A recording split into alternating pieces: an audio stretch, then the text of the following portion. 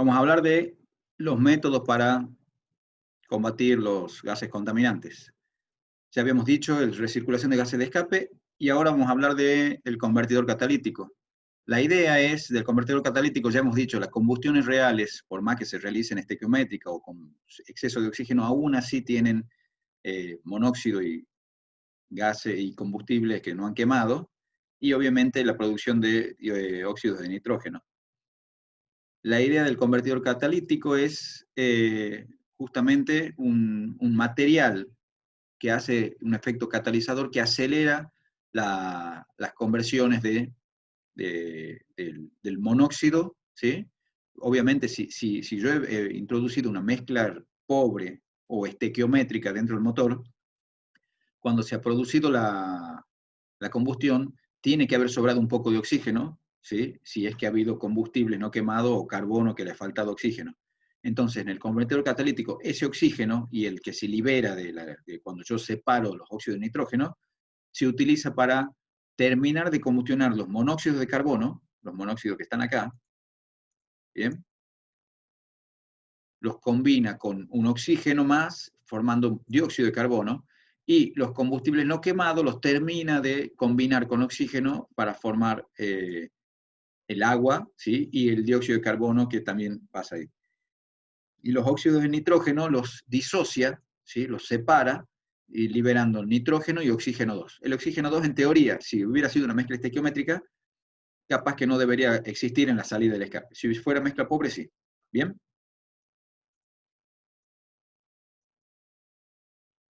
La idea del convertidor catalítico es, pueden tener, se lo hace sobre una base cerámica, es como si fuera un panal con conductos muy finitos adentro que tiene una gran superficie, ¿sí? De contacto. Se puede ver ahí en el esquema. Este material es un material cerámico que está recubierto por dos metales, fundamentalmente, que son platino y rodio, de los cuales el platino hace efecto catalizador a alta temperatura, recombinando los carbonos e hidrógenos del combustible no quemado en dióxido de carbono y agua. Y el monóxido de carbono lo termina de convertir en dióxido de carbono. Por otro lado, el rodio, el otro metal, ¿sí? Se llaman metales preciosos, que están ahí en el recubrimiento de este material, lo que hace es disociar el nitrógeno con el oxígeno, formando el óxido del nitrógeno, formando nitrógeno y oxígeno. Esa es la finalidad que tienen los catalizadores. Esto que les acabo de contar se llama catalizador de 3 vías, justamente porque lo que hace es trabajar sobre 3 compuestos, que son el monóxido, los hidrocarburos no combustionados y los óxidos de nitrógeno. Se llama de 3 vías por eso. Tiene un problema, ¿sí? El uso de estos catalizadores, que es que la eficiencia del platino, ¿sí? Tiene las curvas estas que ustedes ven acá. El platino, para recombinar los hidrocarburos y no quemados y el monóxido de carbono, tiene una muy baja eficiencia cuando es mezcla rica. Y empieza a subir cuando se acerca a la estequiométrica, siendo bastante alta, y ya máxima cuando es mezcla pobre. ¿Bien? Eso que les acabo de marcar ahí es la respuesta del catalizador de platino para recombinar los monóxidos y los hidrocarburos no quemados para formar dióxido y agua. ¿Bien? Pero el rodio es el que disocia los óxidos de nitrógeno. Ustedes ven que es máximo para mezclas ricas, ¿sí? Pero cuando empieza a haber presencia de oxígeno, empieza a disminuir su eficiencia hasta hacerse mínima cuando ya es mezcla pobre. ¿Qué significa esto? Que para que funcione bien con todos los compuestos, es necesario que la mezcla sea perfectamente estequiométrica. Esto que está acá. ¿Bien? Labure en esta zona. Perdón. Trabaje en esa zona. ¿Está bien? Entonces, eso solo se puede cumplir para motores ciclo Otto. ¿Por qué? Porque ya habíamos dicho que los motores ciclo diésel funcionan desde 1.2 en adelante. ¿Se entiende? Entonces, los convertidores de 3 vías en los cuales nosotros eliminamos los óxidos de nitrógeno y los monóxido de carbono y hidrocarburos no quemados, solo funciona abatiendo los tres compuestos cuando está en mezcla perfectamente estequiométrica. Hace un tiempo, la semana pasada o la otra, no me acuerdo cuando hemos visto motores Otto, yo les había contado que los sistemas de inyección modernos necesitaban la sonda lambda y el sistema de regulación y la computadora, todo para funcionar perfectamente en zona estequiométrica, justamente por este hecho, es para poder abatir todos los compuestos nocivos, ¿bien? Cosa que con un carburador no se puede.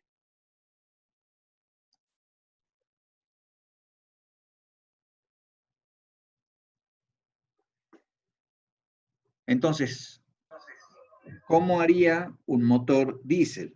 En el caso del motor diésel, pueden usar un catalizador de dos vías, que sería el catalizador de platino, que es el que acabamos de ver, para eliminar todo lo que sean los monóxidos y los hidrocarburos no quemados, ya que estos pueden funcionar bien y tienen alta eficiencia cuando hay exceso de oxígeno, que sabemos que es el funcionamiento normal del motor diésel. Pero no pueden abatir los óxidos de nitrógeno. Entonces, los métodos que se usan, por un lado es el EGR, ¿se acuerdan? El de recirculación de gases de escape que hemos visto al principio, o por otro lado es un sistema que se llama SCR, que es reducción catalítica selectiva. ¿Bien? Tiene el catalizador de oxidación de dos vías, que ya habíamos dicho recién, sensor de temperatura, y un dosificador de un compuesto que se llama depósito de urea y agua, una proporción de 32%, ¿bien? Que lo que hace es liberar compuestos de amoníaco dentro del escape, y al pasar por el catalizador, el amoníaco abate y separa reduce los NOx hasta el 85%. Bien, esa es la finalidad que tienen estos y que funcionan bastante bien y que se usan hoy en día en todos los sistemas, los motores diésel en Europa. Es obligatorio el uso de estos sistemas para que no emitan óxidos de nitrógeno. El único problema que tiene es que es bastante caro. En los camiones una carga puede durar 20.000 kilómetros y cuesta como 40 euros. O sea, estamos hablando de 40 euros, no es poca plata. Y, y directamente lo que hace, como son camiones que hoy en día en el mundo ya se están fabricando todo con el sistema acá en la Argentina no sé si hay una legislación que lo obliga o no al uso, pero la mayoría lo que está haciendo es directamente llevarlo al amigo mecánico del barrio, que a la computadora le meten un chip, la chipean y le dice que no le dé bolilla al depósito ese, a la capacidad. ¿Bien?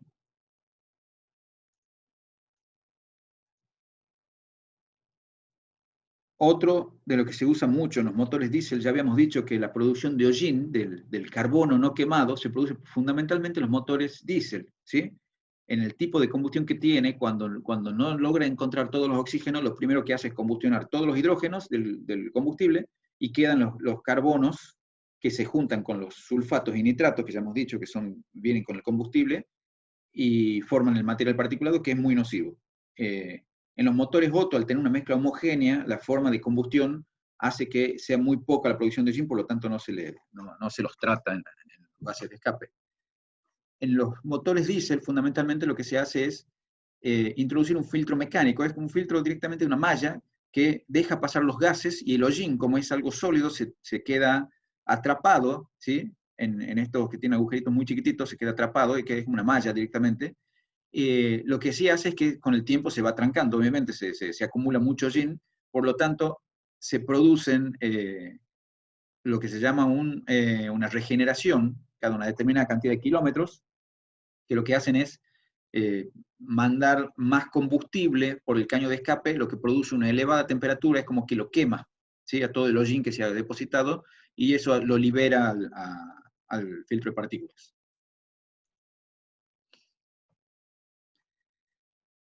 Bueno, por último vamos a ver acá cuáles son las características comparativas que tienen en las emisiones los diferentes tipos de motores. Acá se puede ver que las emisiones de monóxido, estamos hablando de motores sin tratamiento, ¿no? O sea, sin que tengan el catalizador ni el sistema EGR, nada, ¿sí? Un sistema normal de funcionamiento sin abatimiento de gases este es el esquema se ven lo que producen si no tienen sistemas de eliminación de gases nocivos. Vemos acá que la producción de monóxido de carbono en los motores Otto es mucho mayor que en los motores diésel, y más grande todavía que en los motores a gas. Los motores a gas obviamente son motores Otto que funcionan con gas natural, estamos hablando de GNC, ¿no? La producción de monóxido es muy grande, ¿sí? Para los motores Otto, y mucho menor para los motores diésel, como ya habíamos dicho en una parte. La producción de combustibles no quemados, ¿sí? También para motores, ya no es tanta la diferencia de proporción, pero sí sigue siendo mayor para motores Otto, y es muy chiquita, 10 veces menos para motores con motores a gas, que funcionan con GNC.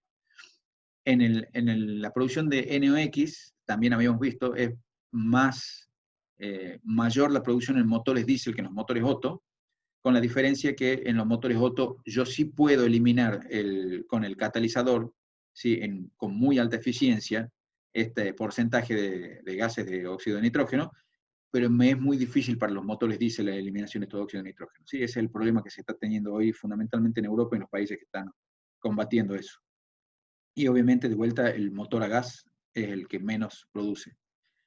Y las partículas sólidas, obviamente el motor a gas no produce ningún tipo de partícula sólida, no tiene, se produce una combustión casi completa, y estamos viendo acá cómo se producen en los motores diésel y en los motores Otto. ¿Bien? Eso es todo lo que tenemos de lo